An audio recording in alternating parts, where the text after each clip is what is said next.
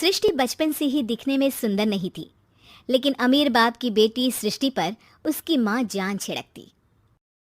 मेरी बेटी कितनी प्यारी है, भगवान सबको सृष्टि जैसी बेटी दे। सृष्टि धीरे धीरे बड़ी होती है।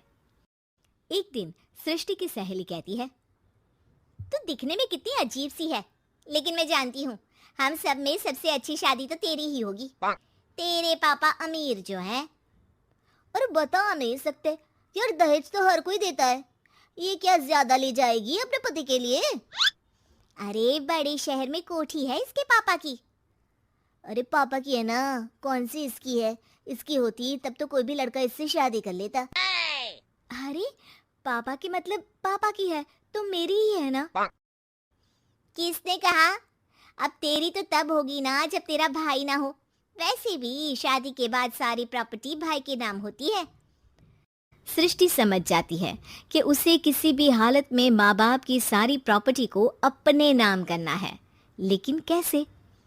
एक दिन सृष्टि का भाई शीनू कहता है, बहन क्या कर रही है? तुझसे एक बात करनी है। अरे हाँ हाँ करना, मैं तो तेरी बहन हूँ। बहन मेरी लाइफ में ना एक लड़की है, बहुत अच्छी है। मैं सोच रहा हूँ माँ और पापा से बात करूँ शादी के लिए। सृष्टि को समझ में आ जाता है कि भाई की शादी होते ही भाभी उसे एक दिन भी घर में बर्दाश्त नहीं करेगी। क्या बात है भाई, बताना कौन है वो? यार वो बहुत अच्छी लड़की है, पढ़ी लिखी है, मेरे साथ जॉब भी करती है। बस एक प्रॉब्लम है। हाँ प्रॉब्लम? क्या प्रॉब्लम है भाई? यार वो शादीशुदा है, लेकिन उसके पति ने उसे सिर्फ इसलिए छोड़ दिया क्योंकि उसके माँ बाप दहेज नहीं दे पाए। सृष्टि ये सुनकर न जाने क्यों खुश हो जाती है। अरे भाई तो क्या हुआ, लड़की तुझे तो पसंद है ना? शीनू को लगता है कि बहन उसे समझ रही है। वो इस बात से अनजान होता है कि उसकी बहन की मंशा पूरा घर हड़पने की है। सृष्टि अपनी माँ से कहती है, मम्मी मुझे तो बहुत चिंता है। पता है शीनू क्या कर रहा है? अरे क्या कर रहा है? वो तो काम पर जाता है और वापस घर आता है। नहीं ना माँ, वो यही तो नहीं कर रहा, बाकी सब कर रहा है। आपको पता है उससे प्यार है, और वो भी एक शादीशुदा लड़की से। ये क्या हो गया? मैं सोसाइटी में क्या मुंह दिखाऊंगी? अरे तेरे पापा तो यही कहेंगे कि मैंने ही उसे बिगाड़ दिया है। माँ देखो, मेरी बात मानो, पापा पर भी विश्वास करने की जरूरत नहीं है। अब आप ही बताओ, पापा इतनी देर घर के बाहर रहते हैं क्यों, बोलो? अरे बेटा वो तो नौकरी करते हैं ना। तू बहुत भोली है माँ। पापा का ऑफिस तो 7 बजे खत्म हो जाता है, लेकिन देखो कितनी देर से आते हैं। अरे नहीं नहीं बेटा, ऐसी कोई बात नहीं है। सृष्टि माँ को एक औरत से बात करते पिता की फोटो दिखाती है। देखो माँ कैसे हैं पापा, मैं ना कहती थी कि पापा सही नहीं है।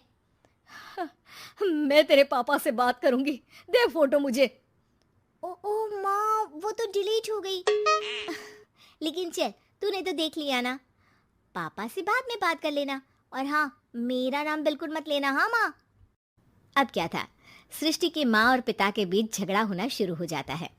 सृष्टि के मन में क्या चल रहा था कोई नहीं जानता था। एक दिन, माँ सृष्टि के लिए एक लड़का देखा है, वो लोग शाम को उसे देखने आने वाले हैं। और हाँ माँ, एक खुशखबरी, मैं और पापा मिलकर एक नया बिजनेस ट्राई कर रहे हैं। शाम को लड़का आता है, सांवले रंग का। सृष्टि को तो बिल्कुल भी पसंद नहीं आता। लड़की की माँ कहती है, लड़की का चेहरा तो कोई खास नहीं, लेकिन अगर मेरे बेटे को आप लोग सेटल कर दें तो मैं उसकी शादी आपकी बेटी से करवा दूं। सृष्टि को लड़का बिल्कुल पसंद नहीं था। उसे भाई पर गुस्सा आ जाता है। लड़के वालों के जाने के बाद कहती है, माँ देखा, शीनू मेरे लिए कैसा लड़का लेकर आया, न दिखाने लायक न सुनने लायक, सेटल भी नहीं, वो भी हम करे। अरे माँ मैं जानती हूँ ये मेरी शादी किसी भी घर में क्यों करवाना चाहता है। अरे कैसी बात कर रही है बहन? तूने तो देखा ना, लड़के को मैंने ही मना कर दिया तुझसे शादी के लिए। जिसने लड़का बताया था उसने उसकी बहुत तारीफ की थी। बात आई गई हो जाती है, लेकिन सृष्टि का मन शांत नहीं होता। क्या करूँ कुछ समझ में नहीं आ रहा। मेरी शादी हो गई तो ये लोग पूरी प्रॉपर्टी शीनू के नाम कर देंगे, मेरे हाथ तो कुछ लगेगा ही नहीं। तभी सृष्टि को आइडिया आता है। वो किसी वकील को फोन करती है। जी देखिए, अगर आपके मम्मी पापा का तलाक हो जाता है तो आपके पिता की आधी प्रॉपर्टी आपकी माँ के नाम हो जाएगी, फिर उसे वो किसी को भी दे सकती है। सृष्टि अब माँ को बेटे के खिलाफ भरती है। माँ, शीनू पर नजर रखा करो। वो जिस लड़की के प्यार में है ना, वो शादीशुदा है। यहाँ आएगी, सारा पैसा, रुपया, जमीन, जायदाद सब हड़प लेगी। पापा का भी हाल तुमसे छुपा नहीं है। ऐसा ना हो कि मैं और आप एक दिन सड़क पर भीख मांगे। हे भगवान, मैं तो जीते जी मर जाऊंगी अगर ऐसा हो गया तो। ऐसा हो गया नहीं माँ, ऐसा ही होगा। अभी समय है, आगे का सोच लो। मैं तो कहती हूँ पापा से आधी प्रॉपर्टी लेकर अलग हो जाओ। पापा की आधी प्रॉपर्टी भी हम लोगों को अगर मिल जाती है ना, तो अगले 7 जन्म सफल समझो। बेचारी माँ बेटी के कहने पर पति से तलाक लेकर अलग हो जाती है। सृष्टि अब पैसों से गाड़ी और अपने दूसरे महंगे शौक पूरे करने लगी। उसके दोस्त भी उसके पैसे इस्तेमाल करते। सृष्टि, कल तुम कहाँ थी? मैं सारा दिन घर पर अकेली थी। तो मैं क्या करूं? मैंने ठेका तो नहीं लिया है ना तुम्हें संभालने का। माँ को सृष्टि से ये उम्मीद नहीं थी। वो बैठकर रोने लगती है। वहीं उसका पति यानी कि सृष्टि के पिता आ जाते हैं। मैं जानता था कि तुम्हारा यही हाल होगा, तो आपने मुझे रोका क्यों नहीं? मैं रोकता तो तुम रुकती क्या? सृष्टि के कहने पर तुमने मुझ पर अपने बेटे पर शक किया, लेकिन तुम ये भूल गई कि कैसे हम दोनों ने मिलकर जीवन में इतना सब खड़ा किया। माँ पति के गले लग जाती है। मुझे माफ कर दीजिए, मैंने आपकी कमाई का एक बड़ा हिस्सा गवा दिया। कोई बात नहीं, तुम साथ हो तो मैं ऐसी 7 प्रॉपर्टी खड़ी कर दूंगा। तभी वहां सृष्टि आ जाती है रोते हुए। माँ, मयंक ने मुझे छोड़ दिया। वो बोल रहा था जब तक मेरे पास पैसे थे तब तक ही वो मेरे साथ था। पापा, माँ, मुझे माफ कर दीजिए।